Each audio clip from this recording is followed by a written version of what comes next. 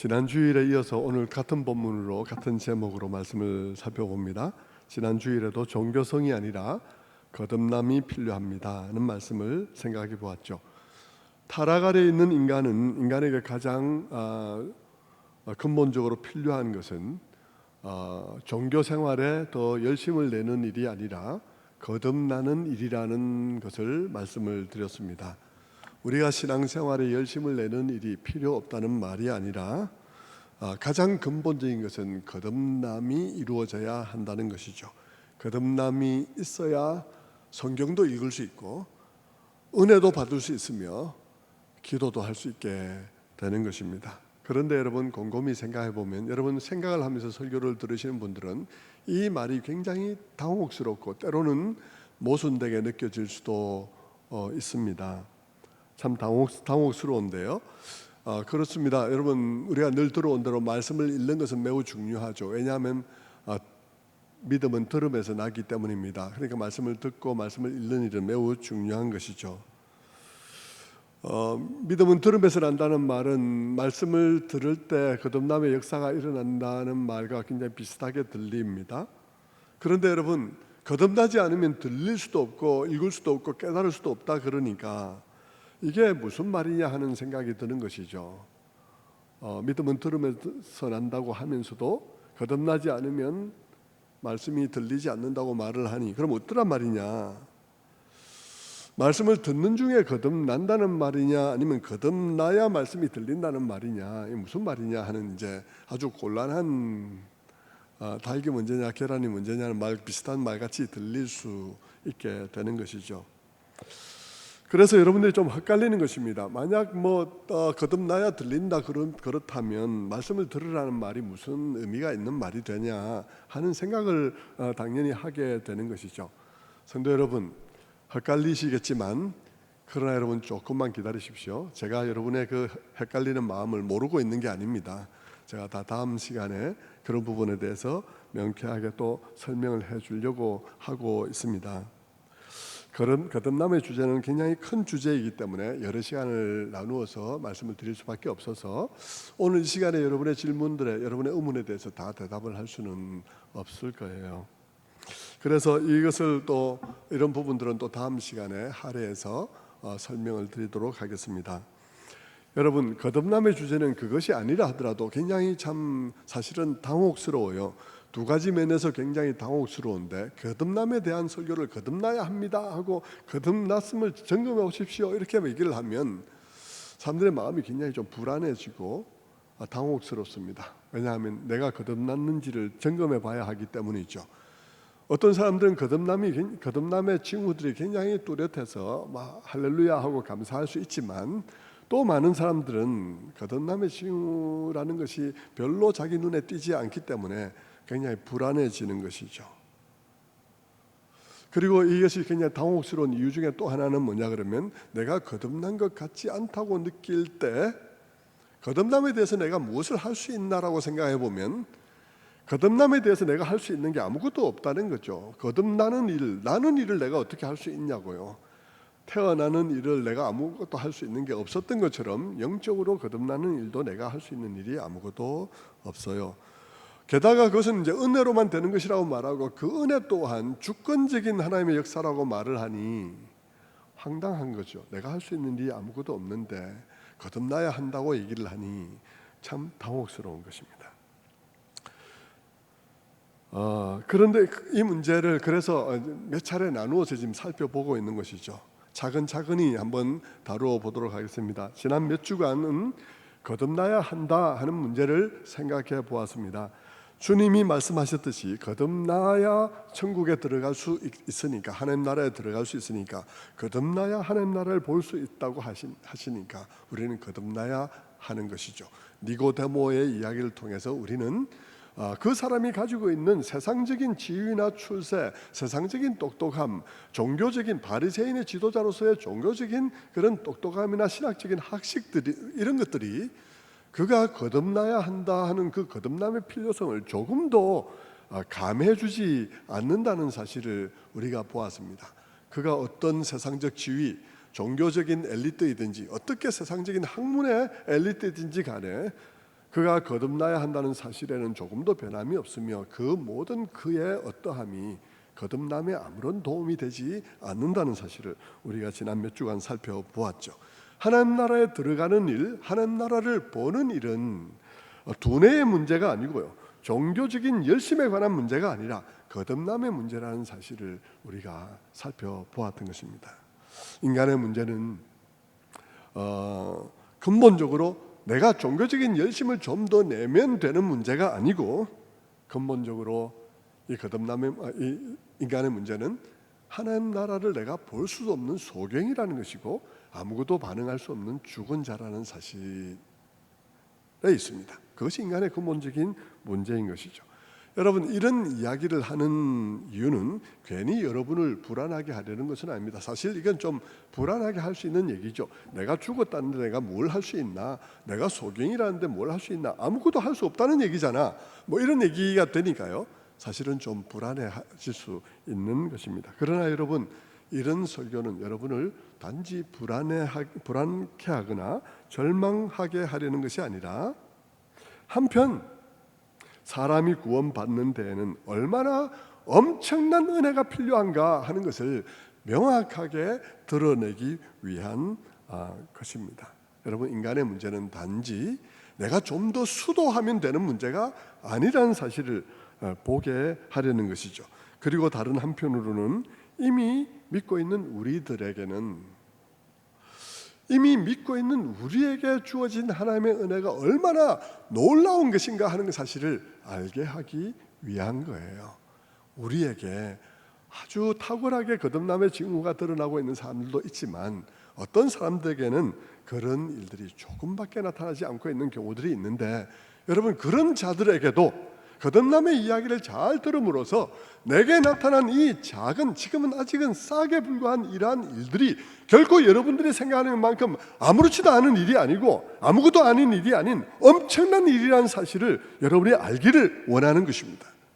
여러분, 그것이 아무것도 아닌 일이 아니라 엄청난 일인 거예요. 그건 생명의 변화가 일어난 일이요, 그 변화된 생명으로 말미암아 일어난 싹이기 때문에 그것은 작은 일이 아니라는 사실을 여러분 모두가 알게 되기를 원하는 마음에서 이 하나하나를 얘기를 하고 있는 것입니다. 인간에게 이 구원이라는 것이 얼마나 불가능한 일인지, 애초 가능성이 제로라는, 가능성이 1도 없는 문제라는 사실을 알게 함으로써 내게 나타나고 있는 이 작은 일이 결코 작은 일이 아니라는 사실을 우리 성도들이 알기를 원하는 마음으로 이 설교를 하고 있는 것입니다. 성도 여러분, 사도 바울은 그의 서신서에서 자주 그런 이야기를 합니다. 형제들아, 내가 너희가 알지 못하기를 원치 아니하노니 하는 말을 하고 있습니다. 사도 바울이 내가 너희들이 알지 못하기를 원치 아니하노니, 너희가 성전인 것을 알지 못하느냐, 너희가 그리스도의 지체인 것을 알지 못하느냐 하는, 이렇게 알지 못하느냐, 알지 못하기를 원치 않으니, 이런 말들을 사도 바울이 자주 쓰는 것은 우리 성도들이 자기가 가지고 있는 놀라운 특권들과 자기가 속해 있는 놀라운 진리들을 잘 알지 못하는 경우들이 많다는 사실을 말해 주는 것이죠. 저도 그렇습니다. 우리 성도들이 자신들이 누리고 있는 지금 놀라운 은혜 속에 들어있는 그것을 알지 못하는 것이 답답하고, 그래서 그것을 여러분들이 좀 알게 되기를 원하는 마음인 것입니다. 성도 여러분, 그래서 여러분들에게 거듭남의 주제를 가지고 말씀을 드릴 때 여러분은 당혹스러워하고 내가 거듭났나 하면서 염려하게 되고, 또 거듭나지 않았다고 자기가 스스로 생각할 때 자기가 자기를 생각하는 것이 꼭 맞는 것은 아닌데요, 사람마다 기질에 따라서 자기에 대해서 가혹한 사람도 있고 자기에 대해서 너그러운 사람도 있고, 그래서 자기가 자기에 대해서 생각하는 것이 꼭 맞는 얘기는 아닐 수 있어요. 그런데 어쨌든 간에 거듭나야 한다고 하는 얘기는 들었지만 거듭남을 위해서 내가 할 수 있는 일이 아무것도 없기 때문에 사람들이 불안해할 수 있지만, 그러나 여러분, 그것은 여러분을 불안해하기 위해서 하는 설교는 아닙니다. 여러분, 성경의 사도행전 2장부터 쭉 보게 되면 사도 베드로가 설교를 하게 되죠. 수많은 사람 앞에서 설교하게 될 때 그가 그들의 처지와 그들의 처신과 그 모든 것을 낱낱이 그들 앞에 드러내었습니다. 그랬을 때 그들이 무엇이라 그랬습니까? 수많은 사람들이 울부짖으며 말했습니다. 형제들아, 우리가 어찌할꼬? 형제들아, 그러면 우리가 어찌할꼬? 여러분, 제가 설교하는 이유도 똑같습니다. 그들이 그렇게 형제들아 그러면 우리가 어찌할꼬 하면서 자기들의 영혼의 처지를 생각하고 그러면 우리가 어떻게 구원받는다는 말이냐, 그러면 하나님께 그들의 마음을 모았던 것처럼, 여러분, 이 거듭남의 설교를 들으면서 당혹스러운 마음이 우리들에게 간혹 들 수 있지만, 그러나 그것은 우리로 하여금 우리의 영혼의 상태에 대해서 관심을 가지게 하고, 그리고 우리의 마음이 그러면 우리가 어떻게 구원을 얻는다는 말인가, 그분은 우리가 어떻게 우리를 구원하는 것인가 하는 그분의 구원의 진리로 우리의 마음을 모으기 위해서 이 설교를 하고 있는 것입니다. 성도 여러분, 그것을 위해서 우리는 지난 시간 동안에 거듭남의 필요성을 살펴보았고요, 우리에게 필요한 것은 더욱더 종교적이 되는 일이 필요한 것이 아니라 거듭남이 일어나야 한다는 사실을 우리가 지난 시간에 살펴보았죠. 그리고 바로 전 시간에는 우리가 과연 거듭났는지를 점검해 보기 위하여서 거듭남의 증거들을 한번 살펴보았던 것입니다. 특별히 지난 시간에는 거듭남의 증거가 변화된 삶을 통해서 나타난다 하는 점에 대해서 살펴보았습니다. 왜 거듭남의 증거가 다른 것이 아니라 변화된 삶의 모양으로 나타날 수밖에 없는지에 대해서도 말씀을 드렸죠. 왜 그렇습니까? 왜 변화된 삶으로 나타날 수밖에 없나요? 그것은 우리가 거듭남이라는 것은 새로운 생명으로 태어나는 것인데, 우리가 육체적으로 어머니 아버지에게 태어나는 그 출생에서도 태어나면 생명이 우리에게 주어지고, 생명이 주어졌다는 것은 우리에게 감각이 주어지고, 그것으로 말미암아 보고 듣고 말하고 생각하고 하는 일들이 일어나는 것과 같이, 우리가 영적으로 거듭나면 우리는 새로운 방식으로 또 신비한 출생을 경험함으로 말미암아 이전에 우리가 알지 못했던 그런 감각들을 가지게 되어져서 그 새로운 감각에 따라서 새롭게 보고 새롭게 느끼며 새롭게 생각하고 새롭게 말하게 되는 그런 일들이 우리에게 일어난다고 말씀을 드렸던 것입니다. 그것이 우리의 삶이 달라지는 이유라고 말씀을 드렸죠. 왜냐하면 내 눈에 딴 것이 보이니까, 내 눈에 다르게 보이니까, 다르게 생각이 되니까, 하나님이 없는 것 같은데 있는 것이 확실하게 느껴지니까 나는 다르게 살 수밖에 없는 것이죠. 그러니까 삶이 다른 것으로, 다른 삶으로 나타날 수밖에 없는 것입니다. 그 삶의 변화에 대해서 주님은 첫 번째로 거듭난 사람은 하나님 나라를 볼 수 있다, 거듭나지 않으면 하나님 나라를 볼 수 없다라고 말함으로써 거듭나야만 하나님 나라를 볼 수 있고 거듭난 사람은 하나님의 나라를 본다는 말씀을 말씀해 주셨죠. 지난 시간에 그 부분에 대해서 길게 살펴보았는데, 오늘 말씀드릴 것만 해도 많기 때문에 지난 주일에 그것은 오늘 요약하지 못할 것 같습니다. 여러분이 지난주 설교를 다시 한번 여러분의 마음속에 회상해 보시기를 바랍니다. 오늘은 거듭남의 증거에 관해서 못다한 얘기를 나누고자 합니다. 그리고 다음 시간에는 거듭남이 우리에게 어떻게 일어나는지에 관해서 좀 세밀하게 살펴보려고 합니다.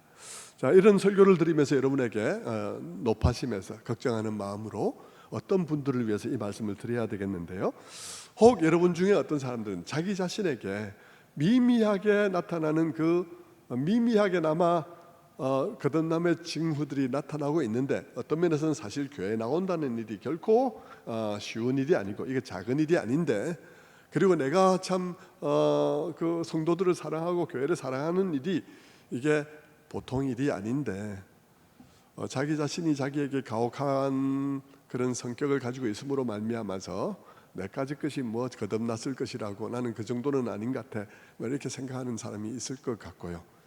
그렇게 생각하면 이 설교 내내 매우 불행한 마음이 들 수 있으리라 생각이 들어서 제가 이 말씀을 먼저 드리고 시작을 해야 되겠습니다. 여러분, 제가 드리는 이 거듭남의 증거들은 이 거듭났을 때 그 사람이 정상적으로 성숙하면 나타날 수 있는 증거들에 대해서 얘기를 하는 것입니다.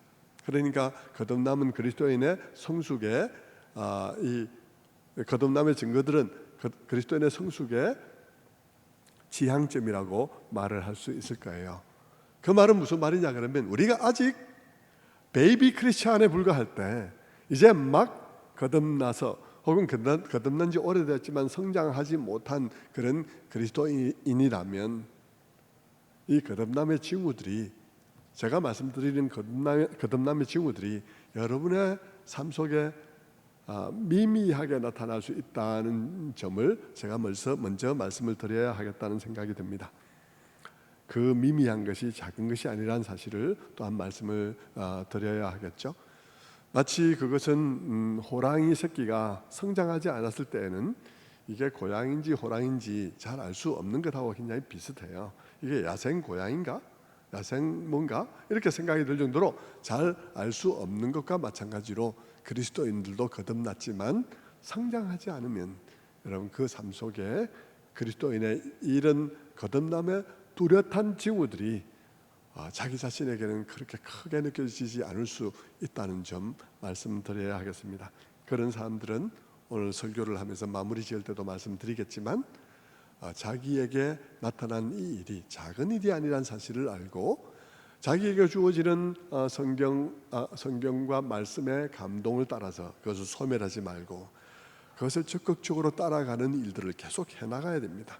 그래야 여러분이 성장해 갈 수 있고 거듭남의 징후들이 뚜렷하게 나타나게 되는 것이죠. 자, 그 점을 먼저 말씀을 드려야 되겠네요. 그리고 이제 말씀을 계속 하죠. 거듭남의 징후들은 어떤 것이 있나, 특징들이 어떻게 나타나나. 여러분, 이 거듭남의 특성들에 관해서 가장 많이 말씀을 하고 있는 성경은 요한 1서입니다. 요한 1서는 아주 많은 곳에서 거듭난 하나님께로부터 난 자들에 대해서 말을 해요. 요한 1서를 읽으면 하나님께로부터 났다는 말이 너무나 많이 있다는 사실을 알게 됩니다. 그런데 한 가지 우리가 요한 1서를 보면서 알아야 할 것은 뭐냐 그러면, 그렇게 하나님께로부터 난 자들에 대해서 많은 얘기를 하고 있는 요한 1서가 하나님께로부터 났다는 징후로서 얘기하고 있는 그 징후들 가운데, 특징들 가운데 어느 한 군데서도 몇 날 몇 시, 몇 년 몇 날 몇 시라는 이야기는 없다는 것입니다. 그 비슷한 것도 없어요. 그리고 요한 1서에서 요한은 거듭남의 징후에 대해서 우리의 삶 속에 나타나는 어떤 특별한 경험의 차원에서 얘기를 하는 일도 없습니다. 요한은 일관되게 삶의 변화를 가지고 얘기를 합니다. 일관되게 삶의 변화를 가지고 이야기를 하죠. 여러분, 그러므로 우리 그리스도인들이 거듭남에 대해서 이야기를 할 때 삶이 아닌 다른 것으로 내가 거듭났음의 증거로 삼는 일은 피해야 할 일인 것입니다. 여러분이 기도하다가 무엇을 봤다거나 아니면 어떤 특별한 경험을 한 것이 여러분의 거듭남에 대해서 증명해 주는 것이 아무것도 없다는 사실입니다. 여러분이 그런 것을 경험하고도 옛 일로 돌아가는 경우들이 너무나 많고요. 여러분이 그런 것을 경험하고도 삶의 변화가 없다면 그 경험은 여러분이 거듭난 증거가 아닐 수도 있는 것입니다. 왜냐하면 사탄도 그런 경험을 얼마든지 일으킬 수 있기 때문인 것입니다. 그러므로 성도 여러분, 중요한 것은 삶의 변화가 왔느냐 하는 것입니다. 저는 세례문답을 할 때에도 이것저것 묻다가 사람이 잘 대답을 하지 못하면 한마디로 묻습니다. 그래, 당신이 예수를 믿고 성경의 하나님의 말씀으로 믿는다면 당신의 삶 속에 무슨 변화가 있냐고, 당신의 삶과 당신의 가정 속에 있는 변화에 대해서 얘기를 해보라고 얘기를 하죠. 여러분, 삶의 변화가 매우 중요한 증거입니다. 그래서 예수님도 뭐라고 그랬나요? 예수님도 산상수훈에서 말씀하시기를 열매로 나무를 알리라 라고 말을 했습니다. 열매로 나무를 알리라. 그렇다면 성도 여러분, 거듭난 사람에게는 어떤 변화가 일어날까요? 지난 시간에 첫 번째 것을 생각해 보았으니까요. 하나님 나라를 본다, 하나님 나라를 느낀다, 하나님 나라에 관한 것을 이해한다 하는 것이 첫 번째 이야기였죠. 오늘 두 번째는 뭐냐 그러면요, 요한일서 2장 29절에 있는 말씀인데요, 의를 행한다 하는 것을 알 수 있습니다. 29절 한번 말씀을 보겠습니다. 너희가 그가 의로우신 줄을 알면 의를 행하는 자마다 그에게서 난 줄을 알리라. 너희가 그의 의로우신 줄을 알면, 너희가 하나님의 의로우신 것을 잘 이해하면, 그분의 의를 알면, 그분이 어떻게 긍휼하시며 어떤 방식으로 우리를 위하시는지를 알고 어떤 방식으로 사람을 사랑하는지를 알면 네 주변에 그를 닮은 사람이 있다는 사실을 알게 될 것이다. 그에게서 난 자들이 있다는 사실을 알게 될 것이다. 그런 의를 행하는 사람마다 하나님께로부터 났다는 사실을 알게 될 것이다 라고 말하고 있습니다. 그런 말을 하는 이유는 그 사람들의 의가 단지 좀 착하게 태어나서 착한 일을 하는 것 말고요, 그런 그 사람의 기질이 조금 더 남들보다 착하다 이게 아니라, 그 사람의 생각과 동기와 마음과 사람을 향해서 쏟아지는 그 모든 마음들이 하나님을 닮은 것을 발견하게 되는 사람들이 있게 됐다는 사실을 말하고 있는 것이죠. 세상 속에는 그 마음과 생각이 하나님을 닮은 사람들이 있다는 것입니다. 그리고 그 사람들을 볼 때 아버지를 알고 있는 사람은 그 사람들을 보면 이 사람들이 아버지로부터 났다는 사실을 알 수 있다, 이렇게 얘기를 하는 것이죠. 성도 여러분, 제가 사진을 하나 보여줄 텐데요, 여러분 우리 주일학교에 있는 청년부 출신 미남 선생님 최재훈 선생님을 아시나요? 네?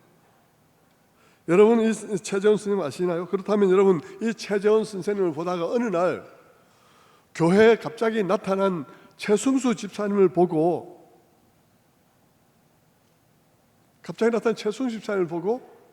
여러분이 웃음을 터뜨린 적은 없나요?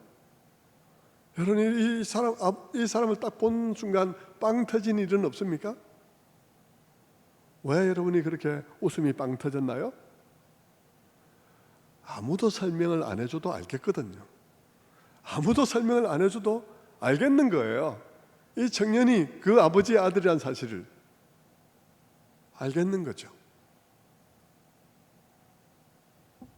왜 그렇게 닮았습니까? 그렇게 닮은 이유는 아버지의 무엇인가가, 그 아버지의 유전자가 재훈 선생님 안에서 재훈 선생님을 형성했기 때문인 것입니다. 마찬가지입니다. 육으로 난 것은 육이요 영으로 난 것은 영이니 라고 6절에 말씀하고 있죠. 육으로 난 것은 육이요 영으로 난 것은 영이니, 이 재훈 선생님이 육으로 그렇게 태어났지만 영으로 다시 한번 태어난다면, 거듭난다면 어떻게 되겠습니까? 이번에는 영의 아버지인 그 분이 재훈 선생님 안에서 영적으로 재훈 선생님을 형성하는 것입니다. 그래서 이 재훈 선생님이 다시 한번 거듭나는 것이죠. 그러면 이 재훈 선생님 안에서 무엇이 나타나게 될까요? 아버지의 특징들이 나타나게 되는 것입니다. 어쩔 수 없는 거예요. 영적으로 보고 영적으로 느끼며 그렇게 되는 것이죠. 저는 저희 아버님이 살아계실 때 저에 대해서 이런 바람을 갖고 있었던 것 같아요. 내 아들이 너무 이렇게 차분하지 말고, 너무 차분하기만 하지 말고 좀 이렇게 너털 웃음도 웃으면서 좀 호탕하게 그렇게 살았으면 좋겠다, 그런 기대를 가지고 있었던 것 같아요. 근데 여러분 그게 잘 되겠습니까? 제가 누구 아들인가요? 아버지가 아무리 그렇게 바래도 제가 아버지 아들이기 때문에 제가 이렇게 살고 있는 것입니다.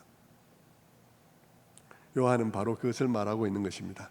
요한에서 2장 29절에 너희가 그의 의로우신 줄을 알면 의를 행하는 자마다 그에게서 난 줄을 알리라. 이 의는 단순히 조금 착하다는 것이 아니라 그분이 가지고 있는 특성으로서의 의입니다.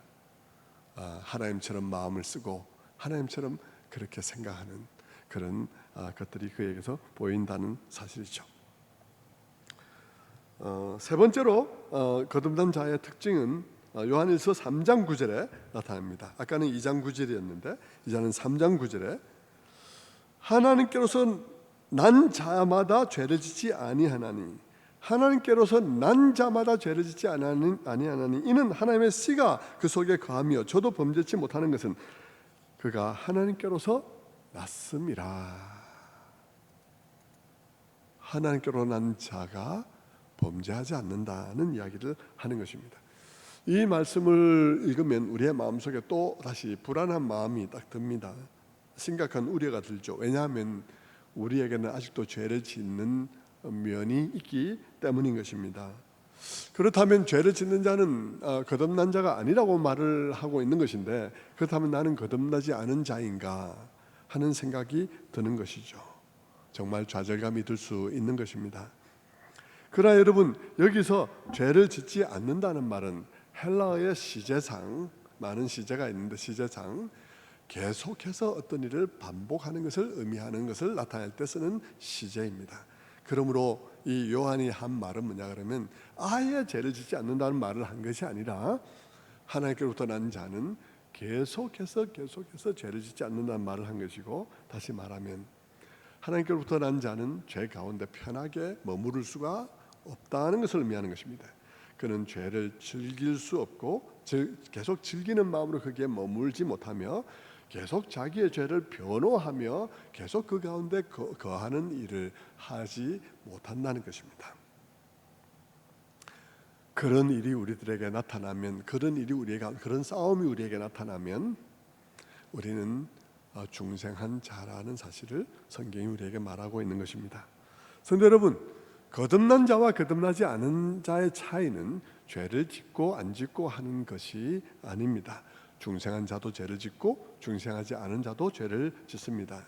그런데 이 둘의 차이는 중생한 자에게는 그 죄가 너무 불편하고 날이 갈수록 더 이상 거기에 머물러 있을 수 없을 만큼 불편함이 더해 가는데 반해서 중생하지 않은 자에게는 죄가 너무 소화가 잘 돼요.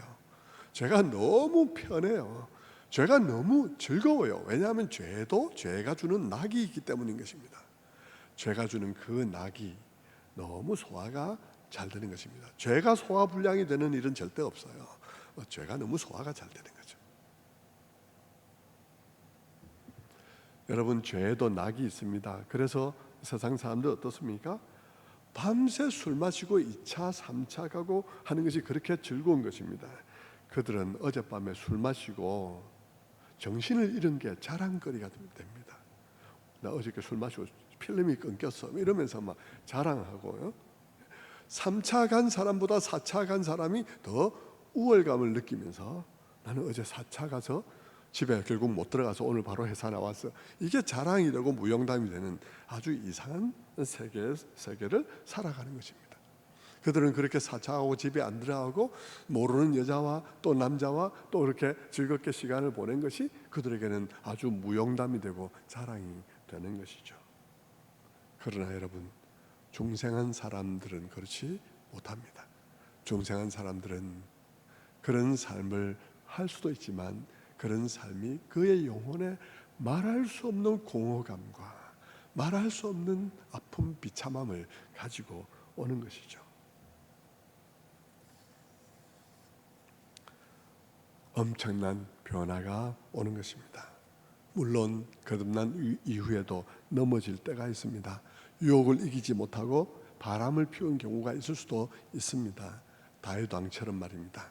다윗 왕이 우리의 아내 밧세바를 취한 것과 같은 일이 일어날 수 있는 것이죠.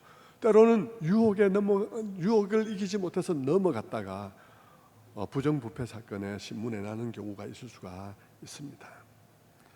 그러나 여러분, 거듭난 사람은 이런 일들이 비록 그렇게 발각이 되어서 신문에 나지 않는다 할지라도, 아직 발각되지 않았다 할지라도 그 마음속에 말할 수 없는 괴로움으로 남습니다.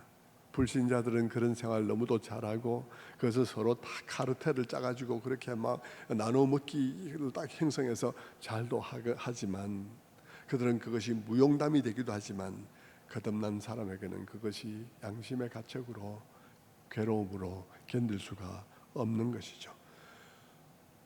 왜 그렇습니까? 그의 마음이 새로워져서 죄에 대해서 민감해졌기 때문인 것입니다. 그 사람에게는 죄악된 자기의 모습이 너무나 크게 느껴지고 비참하게 느껴지며 슬픔으로 느껴지는 것입니다. 그래서 사도 바울처럼 말을 하게 되는 것이죠. 사도 바울은 로마서 7장 15절에서 말합니다. 내가 행하는 것을 내가 알지 못하노니 곧 내가 원하는 것은 행하지 아니하고 도리어 미워하는 것을 행함이라. 내 속 곧 내 육신에 성하는 것이 거하지 아니한 줄을 아노니 원함은 있으나 선을 행하는 것은 없노라. 내 속사람으로는 하나님의 법을 즐거워하되 내 지체 속에서 한 다른 법이 내 마음의 법과 싸워 내 지체 속에 있는 죄의 법으로 나를 사로잡는 것을 보는도다. 오호라, 나는 공고한 사람이로다. 이 사망의 몸에서 누가 나를 건져내랴. 사도 바울의 마음은 죄에 대해서 민감해져 있습니다. 그리고 자기 자신의 비참한 모습을 그는 보고 있습니다.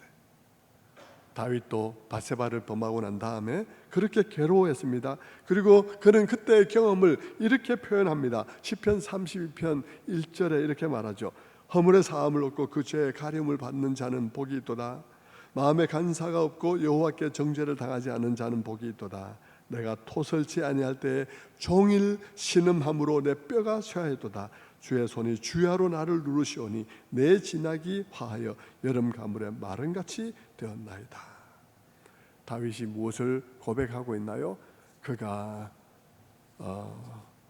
바세바를 범하였을 때 그는 처음에는 감추어 보려고 했겠죠. 당연히 그도 사람이니까 감추어 보려고 했겠죠.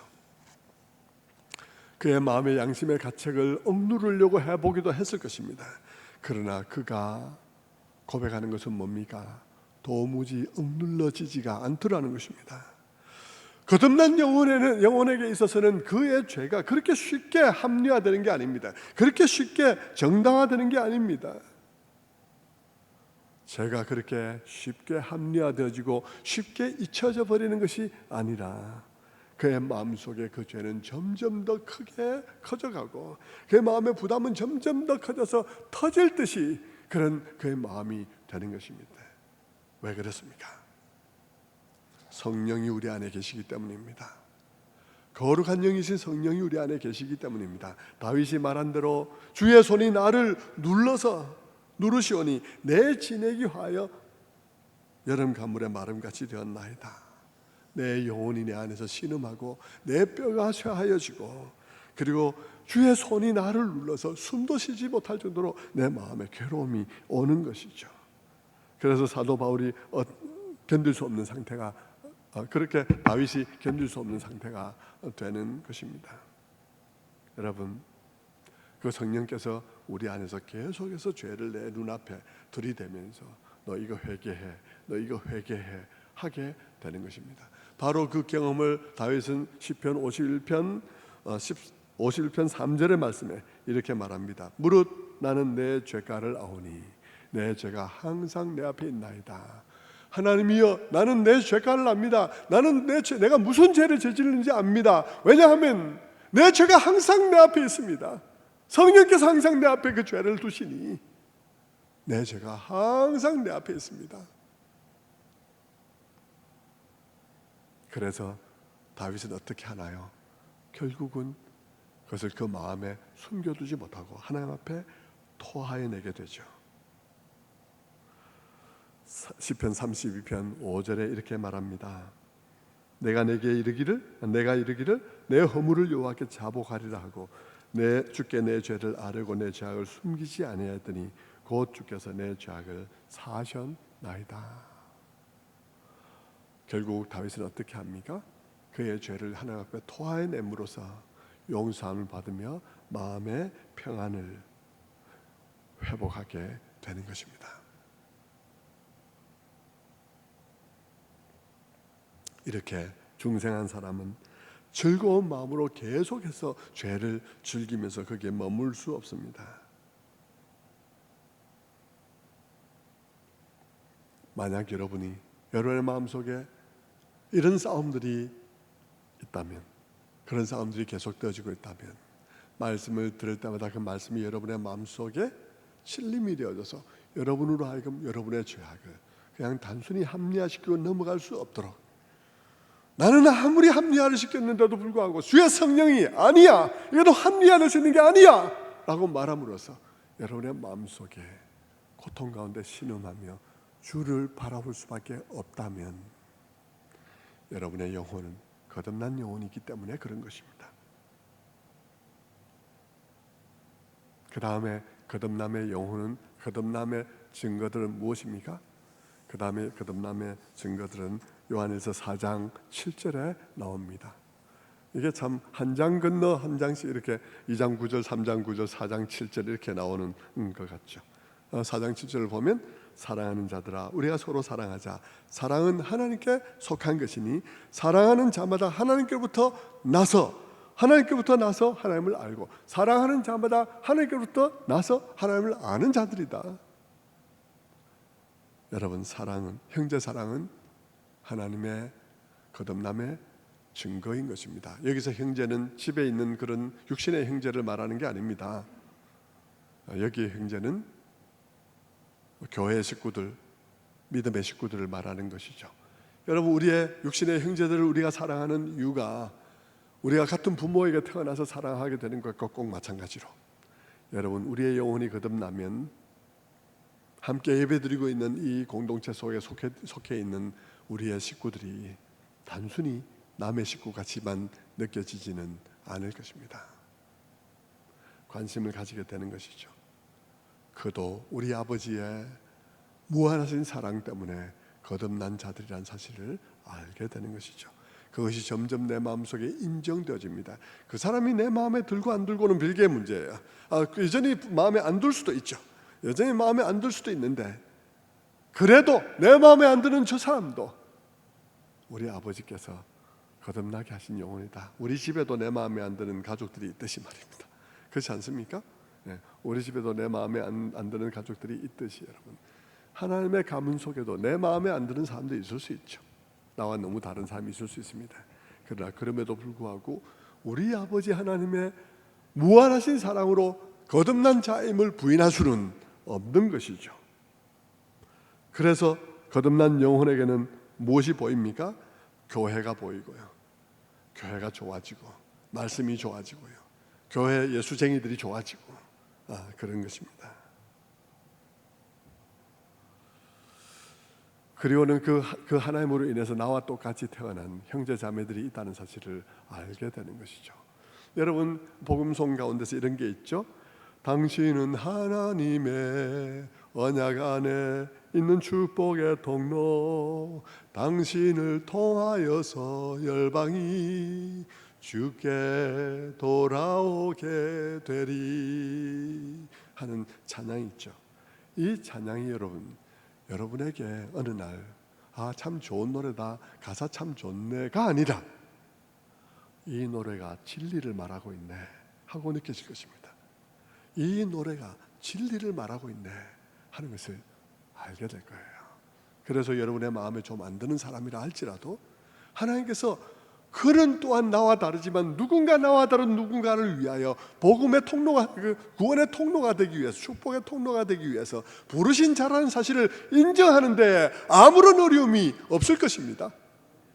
아무런 어려움이 없을 거예요. 내하고 달라서 내하고 같이 지내기는 어렵다는 거하고 별개의 문제로, 그래도 그가 하나님의 자녀라는 사실을 인정하는 일이 어렵지 않을 거예요. 왜 그것이 그렇게 되는가? 내 안에 있는 성령으로 인해서 그게 가능한 거예요. 거듭났기 때문에 가능한 거예요. 다윗은 바로 그 점을 이렇게 말하고 있습니다. 시편 16편 3절에 이렇게 말하죠. 땅에 있는 성도들은 존귀한 자들이니 나의 모든 즐거움이 그들에게 있도다. 땅에 있는 성도들은 존귀한 자들이니 나의 모든 즐거움이 그들에게 있도다. 땅에 있는 성도들이 존귀한 자로 느껴지는 거예요. 땅에 있는 성도들이 존귀한 자들로 느껴지며 그들과의 사귐 속에 나의 즐거움이 있게 되는 것입니다. 성도 여러분, 여러분들은 우리가 서로 만날 때 모국어로 소통되는 것을 느낍니까? 우리는 서로의 사귐 가운데서 조국의 향기를 느낍니다. 마치 우리 부모님들에게서 태어난 한 형제들 가운데 동질성과 애정을 느끼는 것과 같이 영적인 한 아버지 안에서 태어난 성도들 간에 우리는 동질성과 형제를 느끼는 것이에요. 여러분, 그러니까 우리 가운데 서로 말이 통하는 거예요. 여러분은 어떻습니까? 여러분은 예수 믿고 지금 여러분의 상태가 점점 더 세상에서의 나의 친구들보다도 교회 안에서 사귐이 더 중요하게 느껴집니까? 더 교회 안에서의 성도들이 더 귀하게 느껴집니까? 딱 내 마음에 먼저 딱 쏙 든다 막 이런 것 아니라도 왠지 지금까지 내가 친했던 학교의 동기들, 그런 동기들의 모임에 가서 예수 안 믿는 동기들하고 얘기를 나누면 뭔지 대화가 통하지 않고 뭔지 마음이 소통되지 않는, 이게 외국어로 얘기하는 것 같은 느낌이 드는 반면에 여러분 교회 와서 교회 성도들과 얘기를 나누면 여러분 그런 것 없이 우리 가운데 장벽이 해소되어지고 모국어로 얘기를 나누는 것 같은 느낌을 여러분이 점차 더욱더 가지는 것을 경험하나요? 만약 여러분들에게 그런 것들이 있다면 여러분 그것은 여러분이 거듭났기 때문에 느끼는 것이라고 말할 수 있는 것입니다. 요한일서 3장 14절은 이렇게 말합니다. 우리가 형제 사랑함으로 사망에서 옮겨 생명으로 들어간 줄을 알거니와 사랑하지 아니하는 자는 사망에 거하느니라. 우리가 형제를 사랑함으로, 우리가 교인들을 사랑함으로, 우리가 교회에 있는 식구들을 사랑하는 마음이 내게 드는 것으로 보아서 내가 속한 세계를 옮겼다는 사실을 안다는 사실입니다. 내가 속한 세계가 옮겼다는 사실을 내가 그 형제 사랑이란 그 사실들을 통해서, 그 변화를 통해서 알게 된다는 말을 하고 있는 것이죠. 이제 마지막으로 두 가지만 간단하게 생각하고 마칩니다. 또 한 가지 증거는 거듭난 사람은 예수를 주라고 고백한다는 것입니다. 요한일서 5장 1절 말씀입니다. 예수께서 그리스도임을 믿는 자마다 하나님께로부터 난 자이니, 예수께서 그리스도라고 믿는 자들마다 하나님께로부터 난 자이니. 여러분 거듭남의 중요한 표시는요, 이런저런 삶들도 있지만 제일 중요하게는 예수님에 대한 태도입니다. 예수님을 무엇이라고 보게 되느냐 하는 것이죠. 니고데모처럼 예수님을 표적을 행하는 사람이라고 생각하고 또 하나님 보내신 어떤 훌륭한 사람 정도로 생각하면서 저분하고 신학적인 대화를 하면 많은 것을 유익이 있겠다는 정도로 생각하는 것이 아니고요, 도마가 뉘우치고 고백한 것처럼 나의 주 나의 하나님이라고 여러분의 심령에 고백함이 있는가 하는 것입니다. 여러분 그것은 만약 여러분이 여러분의 마음속에 아주 현저한 방식으로 여러분에게 정말 당장이라도 순교할 만큼이나 그렇게 큰 모양으로 그것을 고백함이 아직은 없다 할지라도 여러분의 마음속에 예수께서 나의 구주시요 주님이시란 사실을 고백하는 마음이 있다면 작지만 그것은 작은 일이 아니란 사실을 아시기 바랍니다. 왜냐하면 고린도전서 12장 3절은 이렇게 말하고 있기 때문입니다. 또 성령으로 아니하고는 누구든지 예수를 주시라고 할 수 없느니라. 성령이 아니고는 예수를 주라고 말할 수가 없기 때문인 것입니다. 여러분, 여러분에게 이런 일들이 비록 아직은 연약한 싹에 불과하고 작다 할지라도 그 작은 것이 결코 작은 일이 아니라는 사실을 기억하시기를 바랍니다. 성령이 아니고서는 아무도 예수를 주라고 할 수 없기 때문인 것입니다. 마지막으로 여러분 거듭남의 증거들은 하나님이 나에게 친밀한 아버지로 느껴진다는 것입니다. 성령이 우리 안에서 그분을 아버지로 고백하게 하는 것이죠. 로마서 8장 15절 16절의 말씀에 너희는 다시 무서워하는 종의 영을 받지 아니하였고 양자의 영을 받았으므로 아버지라 부르짖느니라. 성령의 신이 우리의 영으로 더불어 우리가 하나님의 자녀인 것을 증거하시나니. 여러분 거듭난 영혼들은 하나님이 단지 하나님 창조주가 아니라 나의 아버지임을 알게 될 것입니다. 하나님이 나의 아버지라고 고백하게 될 것입니다. 그리고 그가 나의 아버지 되심이 그렇게 감격스러운 거예요. 언젠가 제가 말씀을 드린 적이 있지만 제가 주재원 생활을 할 때 쿠웨이트에서 교회에서 예배를 드리는데 그날 기도 순서를 맡은 60이 넘은 장로님이 올라오셔가지고 꺽꺽거리면서 울었습니다. 그래서 꺽꺽하면서 꺽꺽대면서 막 우시면서 오직 한마디만 반복하고 내려갔는데 그것은 아빠 하는 것이었습니다. 올라와서 눈물 흘리면서 꺽꺽 울면서 아빠, 아빠, 아빠, 그러면서 막 울다가 내려가셨습니다. 저는 어린 나이에 그곳에 가서 그 예배를 드리면서 저 장로님이 오늘 미쳤구나 이런 생각이 들었습니다. 근데 훗날 제가 그 아버지께서 나에게 정말 친밀한 아버지로 제게 경험되어지고 찾아오셨을 때 저는 그분이 왜 그렇게 눈물을 흘리면서 울다가 내려가셨는지를 저는 알게 되었습니다. 성도 여러분, 거듭난 영혼은 창조주 하나님을 단지 창조주가 아니라 나의 아버지로 느끼게 됩니다. 그리고 그분 앞에 나아가는 일이 영광스러움을 알게 되고 이것이 놀라운 특권이라는 사실을 알게 되는 것이죠. 말씀을 맺겠습니다. 2시간을 통해서 거듭남의 증거들을 살펴보았습니다. 그 많은 것들 중에 모두는 아니라도 덜어는 해당되는 것들이 있으리라 생각합니다. 물론 정도는 다를 것이에요. 어떤 분들은 아직 영적인 유아기에 있어서 이게 고양이인지 호랑이인지 구분이 안 가는 상태에 있을 수도 있습니다. 하지만 여러분 기억하십시오. 그 작은 차이가 결코 단순히 무시할 만한 작은 일이 아니라는 사실을 아시기를 바랍니다. 그것은 죽은 자를 살리는 일이었습니다. 그것은 놀라운 일인 것이죠. 제가 이 설교를 하는 목적을 기억하시기를 바랍니다. 목적은 두 가지입니다. 하나는 여러분이 받은 은혜를 알아라는 것입니다. 여러분이 받은 은혜를 아시라는 것이죠. 여러분 중에는 더러는 여러분 자신에 대해서 그런 거듭남의 증거들이 현저하게 일어난 것을 느낄 수가 있어서 감사하고 하나님을 찬양하는데 어려움이 없는 분들도 있을 수가 있습니다만 어떤 분들은 자기 안에 이런 일들이 아주 작은 정도로만 일어나고 있을 뿐이거니와 또 자기 자신도 또한 자기 자신에 대해서 엄격한 사람이라서 자기 자신이 거듭났다는 사실을 스스로 인정할 수 없어 의심하며 불안해하고 힘들어하는 사람들이 있을 수도 있습니다. 그런 사람들에게는 거듭남의 증거들을 자세히 들어보시는 것이죠. 자세히 들어보면서 내가 이렇게 미미하지만 계속 내 마음속에 이전처럼 죄를 마음대로 즐길 수 없고 이전에는 죄를 즐기면서 말이죠.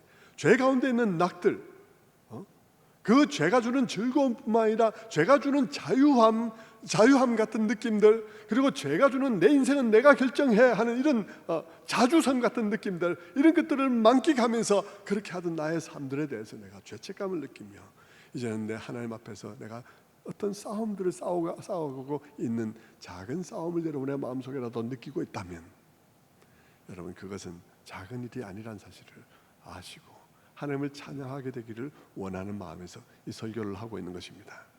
그리고 그런 사람들이 자기 안에 일어난 그 일이 작은 일이 아닌 줄을 알므로 인하여서 이제 내게 오는 이 도전과 내게 주시는 이 하나님의 인도하심 말씀의 인도하심들을 내가 소홀히 여기지 아니하고 내게 일어난 이 엄청난 일을 따라서 일이 일어났는데 이 일을 내가 감사하며 감격하며 그 하나님께서 내게 주시는 도전을 따라서 한 걸음 한 걸음 걸어나가는 일을 하시라는 얘기를 말씀드리고 싶어서 이 설교를 하고 있는 것입니다.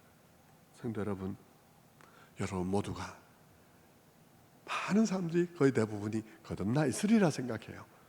여러분 가운데 주어진 그 놀라운 은혜를 발견하고 감사하며 감격하고 그 말씀의 인도하심과 감동과 도전을 따라서 살아가시는 여러분 다 되시기를 주님의 이름으로 축원합니다. 기도하겠습니다.